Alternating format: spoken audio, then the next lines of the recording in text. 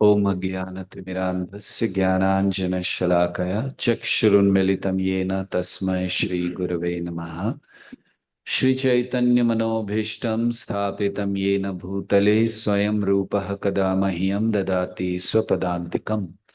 वन्देऽहं श्रीगुरौ श्रीयुतपदकमलं श्रीगुरून् वैष्णवांश्च श्रीरूपं साग्रजातं सहगण रघुनाथान्वितं तं सजीवं साद्वैतं सावधूतं परिजनसहितं कृष्ण चैतन्य देवं श्रीराधा कृष्ण पादां सहगण ललिता श्री विशाखान्वितांश्च नमो ओं विष्णुपादाय कृष्ण पृष्ठाय भूतले श्रीमते भक्ति वेदांत स्वामिनिति नामिने नमस्ते सारस्वती देवे गौरवाणी प्रचारिणे निर्विशेष शून्यवादी पाश्चात्य देशतारिणे जय श्री कृष्ण चैतन्य प्रभो नित्यानंद श्री अद्वैत गदाधर श्रीवासादि गौर भक्त वृंद हरे कृष्णा कृष्णा कृष्णा हरे हरे हरे राम राम राम हरे हरे। श्रीमेलकुटे धाम की स्वागत है आप सबका इस धाम में। और बड़ा ही महत्वपूर्ण स्थान है ये। तो संक्षेप में हम चाह रहे हैं कि कुछ इस स्थान के विषय में कहें, ताकि जहां पर हम हैं उसके महत्व को समझ सकें। थोड़ा सा घड़ी मुझे चाहिए ताकि समय पर समाप्त कर सकें। यहाँ रख दो सामने। हाँ, बस। नहीं, थोड़ा उसको। अच्छा, ठीक है, बस। सो इस स्थान के महत्व को समझ सकें, इस धाम में आए। आप में से कई लोग पहली बार यहाँ पर आए होंगे, आशा है। कितने लोग पहली बार आए हैं? और पहली बार? अच्छा, तब तो फिर 3-4 घंटे का लेक्चर होना चाहिए इस विषय पर। ये तो बहुत छोटा लेक्चर है। ये बड़ा महत्वपूर्ण धाम है। भगवान श्री राम आए यहाँ, श्री कृष्ण आए, पांडव आए, और फिर ये जाना जाता है श्रीपद रामानुजाचार्य जिन्होंने यहाँ कई वर्ष बिताए। तो इसलिए ये पूरा स्थान, ये मेलकोटे, मेलकोटे मतलब ऊपर जो है। मेल कन्नड़ा भाषा में मेल मतलब ऊपर, उठा हुआ या एलिवेटेड। और कोटे मतलब महल, महल या कह सकते हैं किला। तो मेलकोटे का अर्थ होता है कि जो ऊपर, जैसे हम लोग आ रहे थे तो देखा था कि ऊपर गाड़ी ऐसे चढ़ रही थी, तो ऊपर का जो किला है, महल है, उस स्थान को मेलकोटे कहते हैं। और इस स्थान में जैसे हम बता रहे थे कि जैसे आज शायद हम लोग धनुष कोटि देखने जा रहे हैं, दर्शन करने जा रहे हैं। तो ये वो स्थान है जब भगवान राम ने, जैसे रामेश्वर में, रामेश्वरम आप में से कुछ लोग गए होंगे या धनुष कोटि देखा होगा, तो उसी प्रकार जब रामचंद्र जी यहाँ पर आए थे तो उन्होंने अपने धनुष से एक बहुत सुंदर तालाब या सरोवर का निर्माण किया था। तो वो स्थान है धनुष कोटि। और श्री कृष्ण भी आए थे, इसीलिए स्थान को यादवगिरी, या अर्थात यादवों का पर्वत, इस स्थान को कहा जाता है। और ये स्थान जाना जाता है पांडवों के लिए। यहाँ से बहुत निकट है पांडवपुर या पांडवपुरा। आप में से कई लोग वहां से आए होंगे, कोई स्टेशन पर उतरे थे पांडवपुरा। तो पांडवपुरा स्टेशन है। ये वो स्थान है जब पांडव वनवास में थे तो वे यहाँ आए थे और यहाँ पर वो रहे थे इस स्थान में। तो इसलिए पांडवपुरा भी बहुत महत्वपूर्ण है। और भी बहुत से स्थान हैं जिनमें जब हम लोग जाएंगे तो फिर कुछ समय वहाँ पर उस स्थान के विषय में महत्व बतलाएंगे। लेकिन ये जो स्थान है मेलकोटे, ये स्थान गुरु भक्ति का स्थान है। ऐसा स्थान है जहाँ गुरु के प्रति समर्पण, गुरु के प्रति भक्ति, या गुरु के लिए अपना सर्वस्व दान दे देना, या अपने जीवन तक को दांव पे लगा देना, ये मेलकोटे हमें सिखलाता है। क्योंकि ये स्थान है, आज से जब कई वर्षों पूर्व जब श्रीपद रामानुजाचार्य जो श्रीरंगम में रहा करते थे, हम सब जानते हैं कि चार संप्रदाय हैं और चार में से एक ही संप्रदाय है, लक्ष्मी देवी का। और वो संप्रदाय रामानुज संप्रदाय के नाम से भी जाना जाता है। तो श्रीपद रामानुजाचार्य के करीब 300 वर्ष पूर्व शंकराचार्य जी आए थे, जिन्होंने एक सिद्धांत प्रकट किया कि ये सब मिथ्या है। वो भी सिद्धांत सही नहीं था, मगर किसी उद्देश्य से वो प्रकट हुआ, उन्होंने किया उसको। और श्रीपद रामानुजाचार्य ने जब वेदांत सूत्रों पर अपना भाष्य लिखा, बड़ा प्रसिद्ध भाष्य है रामानुजाचार्य का, तो उन्होंने पूरा जो शंकराचार्य जी का था बड़े विस्तार से खंडन किया, प्रारंभ से ही। दूसरा ही जो वेदांत सूत्र है जन्माद्यस्य यतः, तो उसमें ही उन्होंने खंडन कर दिया कि जब भगवान सत्य हैं तो उनसे जो आता है वो भी सत्य होगा। तो इस तरह से जो मिथ्या कहना कि ये सब माया है, ये सब धोखा है, इस सब का खंडन बहुत विस्तार से वेदांत सूत्रों में श्रीपद रामानुजाचार्य ने किया। और वे रहा करते थे श्रीरंगम में, जो उनका जो श्री वैष्णवों की पीठ है, कहना चाहिए प्रमुख स्थान है। तो ये जो मेलकोटे है, ये जैसे श्रीरंगम है, जैसे तिरुपति है, ऐसे ही मेलकोटे वैष्णवों के लिए बहुत प्रमुख स्थान माना गया है। और उसका कारण ये है कि श्रीपाद रामानुजाचार्य यहाँ पर आए, और कैसे आए, ये एक बहुत विशेष कथा है। जैसे हम कह रहे थे कि गुरु भक्ति को प्रकट करता है।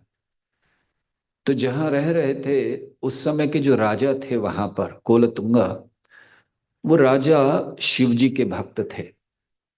और वे ये जानते थे कि रामानुजाचार्य बहुत बड़े वैष्णव हैं, वैष्णवों के प्रमुख हैं। अगर इन्होंने शिव भक्ति स्वीकार कर ली, अगर ये शिव जी के भक्त बन गए, तो फिर सारी दुनिया में शिव जी के भक्ति का प्रचार होगा। इस उद्देश्य से उन्होंने सोचा कि मुझे उनको बुलाना चाहिए, यहाँ पर वाद विवाद होना चाहिए। अगर किसी तरह से हमारे जो पंडित हैं वो हरा नहीं पाए रामानुजाचार्य को, तो फिर उनको हम मार डालेंगे यहीं पर। तो सारा जो वैष्णव संप्रदाय है, वैष्णव भक्ति है, वो समाप्त हो जाएगी।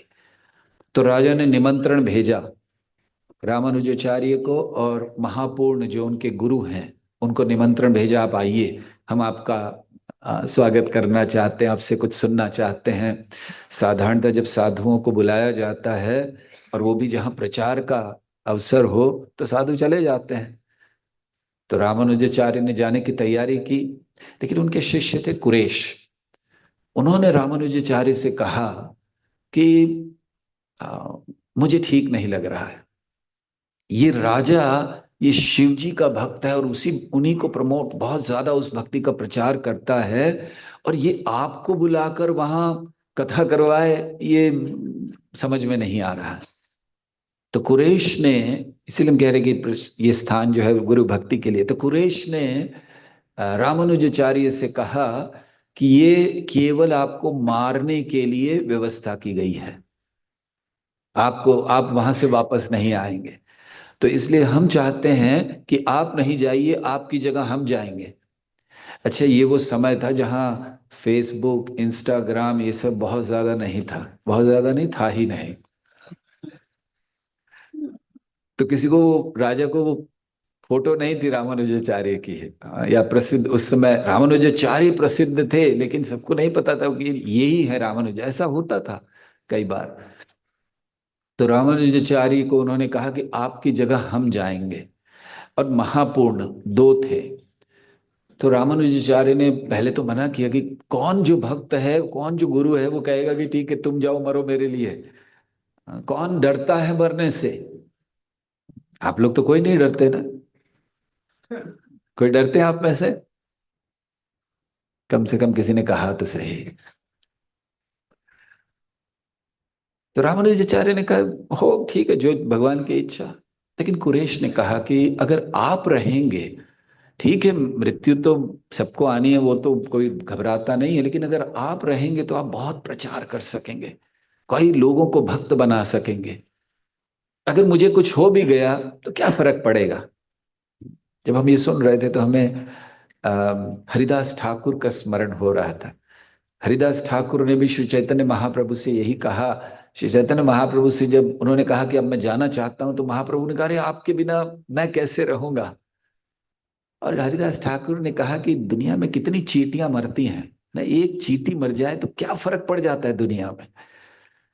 तो कुरैश ने भी यही कहा कि आपके रहने से बहुत प्रभाव है। देखिए, साधु संतों का पृथ्वी पर रहना, केवल रहना, यही बहुत महत्वपूर्ण होता है। आज हम लोगों का सौभाग्य है कि हम लोगों के लिए दर्शन हो सकते हैं। हम लोग सन्यासियों के दर्शन करते हैं, शिल प्रभुपाद के शिष्यों के दर्शन करते हैं। और धीरे धीरे ये समय आने वाला है जब ये दर्शन नहीं होंगे। तो इसीलिए हमें हर अवसर का पूरा लाभ ले लेना चाहिए, छोड़ना नहीं चाहिए। तो रामानुजाचार्य ने फिर इस बात पर स्वीकार किया कि ठीक है, वे वहां से चले जाएंगे। और वे भी गए, और कई जो वैष्णव थे चले गए।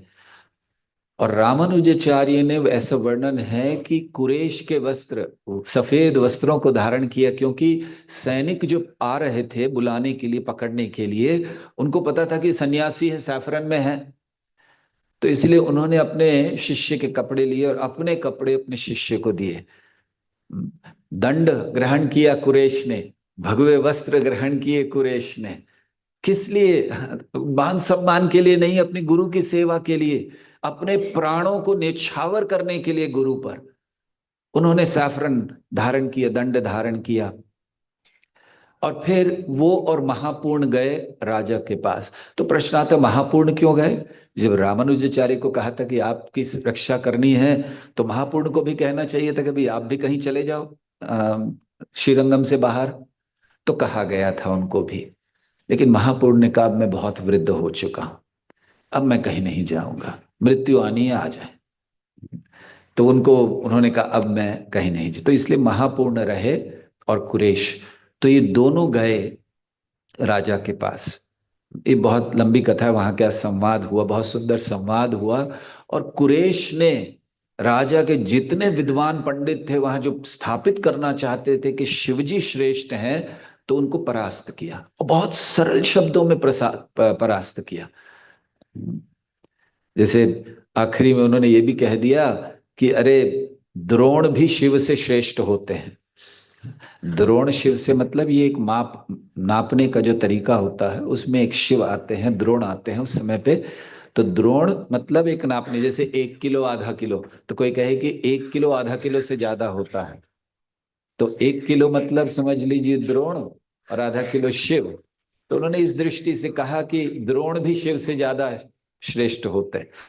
गए, उन्होंने कहा, उनकी भक्ति को देखा राजा ने, तो राजा बड़े प्रभावित हुए, सुल्तान जो थे। तो खैर फिर भी वो उनकी भक्ति को देखना चाहते थे। तो उन्होंने कहा, बहुत सारे और विग्रह थे, राजा जहां जाते थे वो सुल्तान उठा लाते थे। तो उन्होंने कहा, आप देख लो कौन है। अब कैसे इतने सारे विग्रहों में, रामानुजाचार्य ने तो देखे नहीं थे पहले, तो कैसे पता चले? तो वर्णन है कि रामानुजाचार्य ने केवल आवाज लगाई राम प्रिय को, उनको आवाज लगाई भगवान के, और वो उनकी गोद में आए, ऐसा वर्णन किया जाता। और जब लेकर चले रामानुजाचार्य, अब रामानुजाचार्य बड़ी जल्दी जल्दी जा रहे थे, क्योंकि उनको पता था कि इन लोगों का कभी भी मन बदल सकता है, तो जल्दी से पहले पहुंच जाएं, स्थापित कर दें। तो जब वो चले गए, तो उनकी जो पुत्री थी सुल्तान की, वो बहुत दुखी हो गई। उसने खाना पीना छोड़ दिया। वो चाहती थी बस मुझे उनके दर्शन, मुझे वो कैसे वो कोई ले गया। देखिए, भगवान किस तरह से किसी को आकर्षित कर सकते हैं। सुल्तान की पुत्री जिसने बचपन से कभी कृष्ण का नाम नहीं सुना, राम का नाम नहीं सुना, भगवान की भक्ति नहीं की, वो इतना आसक्त हो गई विग्रह से। इसीलिए विग्रह जो होते हैं, हम लोग जब दर्शन करें, चाहे योग नरसिम्हा में गए या अन्य मंदिरों में गए, तो हमें उस भाव में दर्शन करने चाहिए कि प्रेम उत्पन्न हो। सोचिए, ऐसे वो पुत्री जिसने कभी बचपन से कभी नाम नहीं सुना, भक्ति नहीं की, उसको आकर्षण हो जाता है। हमें कितना आकर्षण होना चाहिए विग्रहों से। हम जिन मंदिरों में, अपने अपने मंदिर में रहते हैं, वहां के विग्रहों से कितना आकर्षण होना चाहिए। हम लोग तो छोड़कर आना बड़ा अच्छा लगता है हम लोगों को ना, आंखों में आंसू नहीं आते हैं। राइट, छोड़कर आए राधा पंडरीनाथ, राधा गोविंद जी सबको, किसी की आंखों में आंसू आ रहे हैं? क्या ये दर्शन नहीं हो रहे हैं? आसक्ति चाहिए, वो प्रेम चाहिए।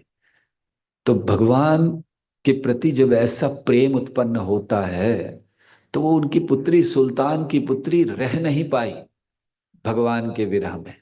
उसने खाना पीना छोड़ दिया। सुल्तान परेशान हो गया, बहुत समझाया लेकिन उसने बिल्कुल नहीं, मुझे तो वही चाहिए। ऐसा प्रेम उत्पन्न करना चाहिए भगवान के प्रति। तो खैर वो आई, तो वो भी पूरा राजा ने सेना वेना भेजी कि जाओ देखो कहाँ है, वापस लेकर आओ। और रामानुजाचार्य इत्यादि लोग बहुत जल्दी निकल रहे थे वहां से कि हम जल्दी से आए। तो इसीलिए यहाँ जब आए रामानुजाचार्य, तो जल्दी जल्दी उन्होंने एक अंदर स्थान पर उनको स्थापित किया।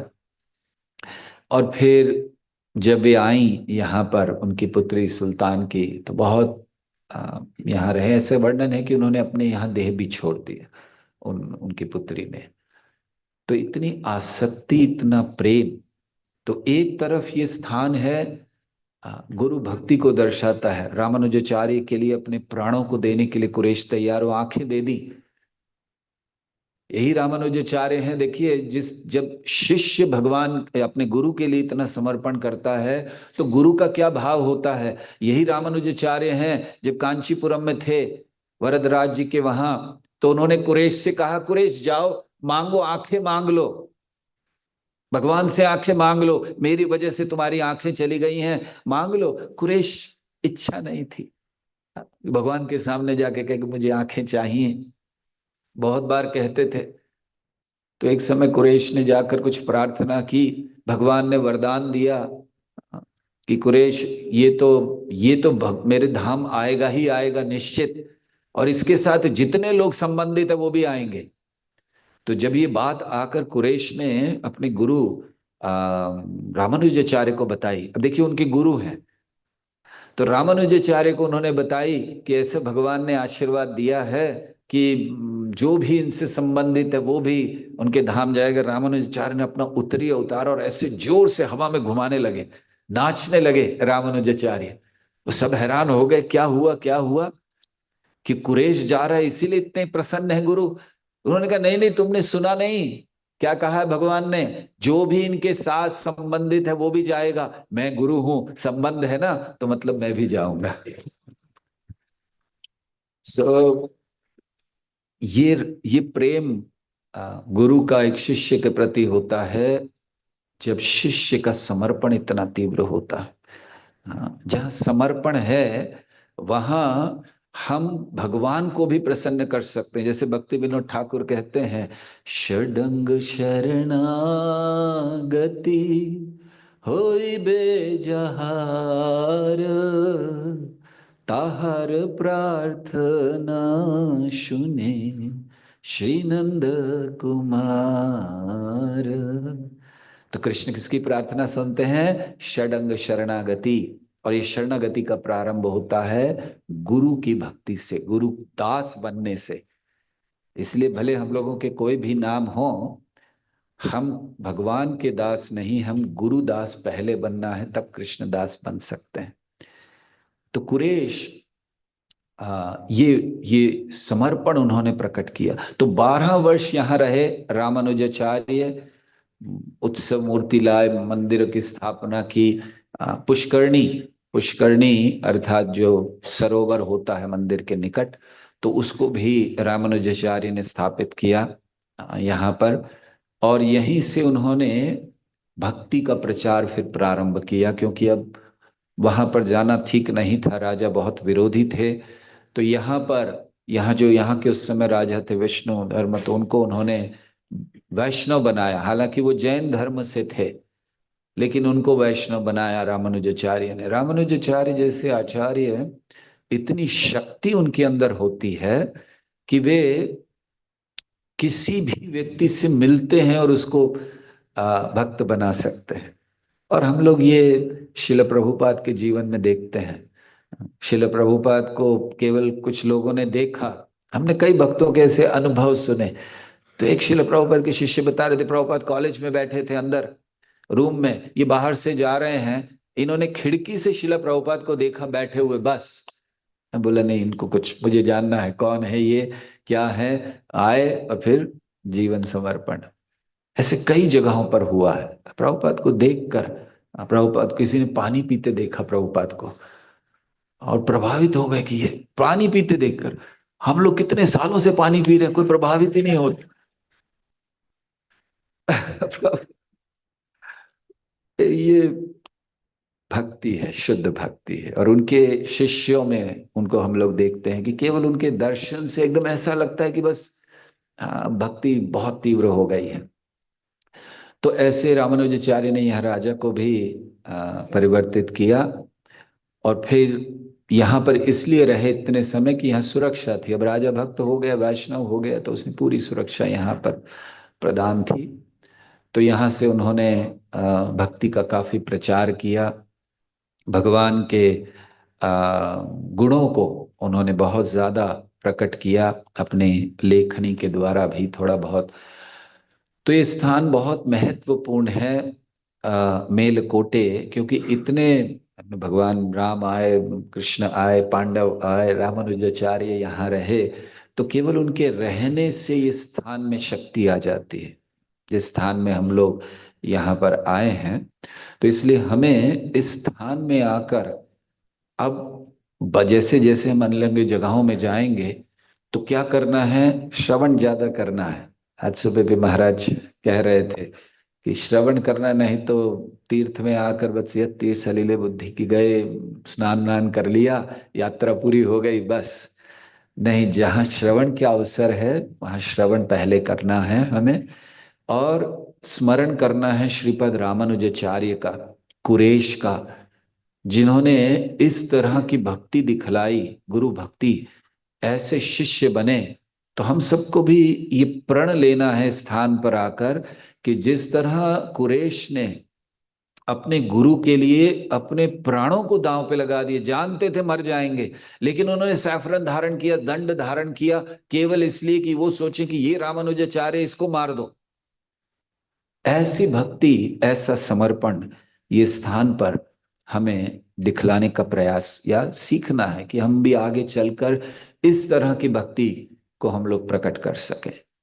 दूसरी चीज जो समर्पण, जैसे आसक्ति विग्रहों के प्रति, भगवान अपने आप को अलग अलग रूपों में प्रकट करते हैं। भगवान के रूप हैं, परारूप है, अंतर्यामी रूप है, अवतार है, व्यूह रूप है। लेकिन उन रूपों को देखना, उन रूपों को समझना हमारे लिए इस समय संभव नहीं हो पाता है।